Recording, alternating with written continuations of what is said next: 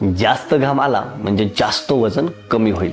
आपल्या शरीराचे तापमान हे 37 डिग्री सेल्सिअस आहे। या तापमानामध्ये आपले हार्मोन्स आणि एन्झाइम्स चांगल्या पद्धतीने काम करू शकतात। जेव्हा आपण व्यायाम करतो तेव्हा आपल्या शरीराचं तापमान वाढतं आणि ते तापमान कमी करण्यासाठी आपल्या बॉडीमध्ये जे स्वेट ग्लँड्स आहेत म्हणजे घाम ग्रंथी, ह्या घामाच्या स्वरूपात पाणी शरीरावरती जमा करतात, ज्याच्यामुळे आपल्या शरीराचं तापमान कमी होऊ शकतं आणि या प्रोसेसला थर्मो रेग्युलेशन प्रोसेस असं म्हटलं जातं। जर घाम आल्यावर वजन कमीच होणार असेल तर एक काम करा, उन्हामध्ये दिवसभर ब्लँकेट घेऊन झोपा, म्हणजे संध्याकाळीपर्यंत तुमचं 5 किलो वजन कमी होईल।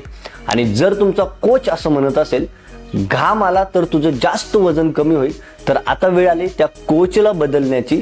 सो स्वेटशर्ट घालून, फॅन एसी बंद करून व्यायाम करणं टाळा। घाम येण्याचा आणि वजन कमी होण्याचा काडीचाही संबंध नाहीये।